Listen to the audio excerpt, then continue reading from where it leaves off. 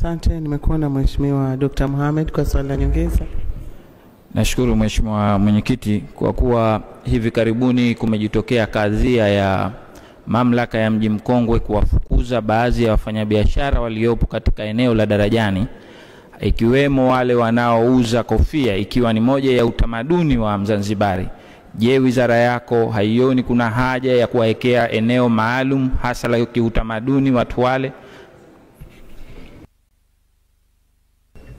Mheshimiwa Waziri, majibu. Asante sana Mheshimiwa Mwenyekiti, kwa ruhusa yako naomba kumjibu Daktari Mohamed, mwakilishi wa jimbo la Mtambwe, swala lake zuri la nyongeza kama ifuatavyo. Nakubaliana naye kwenye huo mtazamo ambao ameutoa, na sisi tunalichukulia hivyo hivyo, kwa sababu sehemu ya Mji Mkongwe pia kuna swala la utamaduni ama urithi ambao tunasema ni uko wa aina mbili. Kuna urithi ambao ni tangible, unaoona, kwa mfano kama yale majengo, lakini kuna urithi ambao huoni, intangible heritage. Na wauzaji hawa wa kofia, wa halua na tende tunawachukulia kama ni sehemu ya heritage na utamaduni. Kwa hiyo jambo la msingi ambalo tunaliangalia ni nini? Kwanza kuweka utaratibu ambao unaeleweka, kwa sababu mji wetu tukumbuke ni mji wa urithi, lakini ni mji wa urithi ambao uko hai. Kuna wananchi ambao wanaishi, kuna shughuli za kiuchumi ambazo zinaendelea. Kwa hiyo lazima tuweke utaratibu mzuri ambao unaeleweka, ili kila mtu afanye shughuli zake kwa utaratibu ambao unaeleweka, lakini ambao unaendana na standard zile za UNESCO.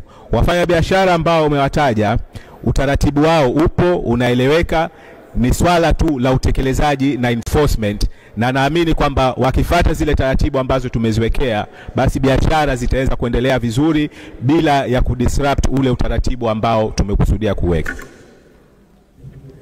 Asante. Nashukuru Mheshimiwa Mwenyekiti. Nimpongeze Mheshimiwa Waziri kwa majibu yake. Ningependa kumuuliza swali moja dogo la nyongeza.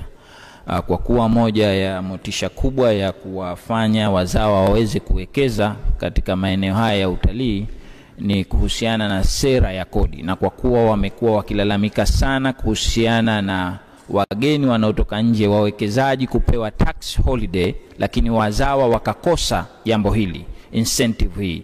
Je, ni kwa namna gani serikali inahakikisha wazawa nao wanapata tax holiday kama wanavyopata wawekezaji kutoka nje? Mheshimiwa Waziri, majibu. Mheshimiwa Mwenyekiti, kwa ruhusa yako naomba kumjibu Mheshimiwa Mohamed Ali Suleiman, mwakilishi wa wananchi wa jimbo la Mtambwe, swali lake dogo la nyongeza.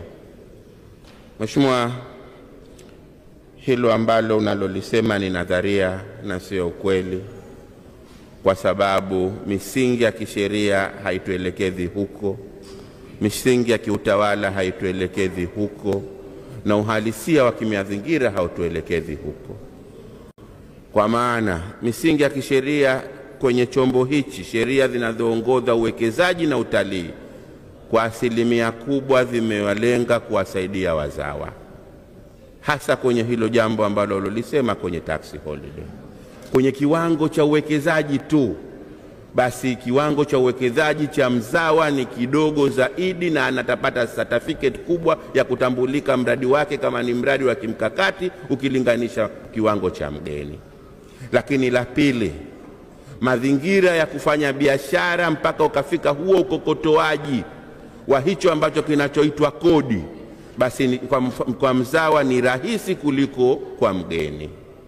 Kwa hiyo mimi, lakini tarehe 25 ya mwezi wa pili mwaka 2025, waziri mwenye dhamana ya utalii alisimama hapa na akatupa matumaini mazuri juu ya sera ya utalii inavyokuja kuhakikisha ya kwamba jinsi gani tumejidhatiti kama serikali kuhakikisha sera ya utalii inabeba mjumuiko mkubwa ya kumsaidia mzawa. Kama kuna changamoto, inawezekana ziko changamoto 1 na 2 na 3, serikali tuko tayari kuhakikisha kukaa nao wazawa, kuhakikisha kwamba swala la tax holiday isiwe manunguniko na isiwe changamoto, tusaidiane, lengo letu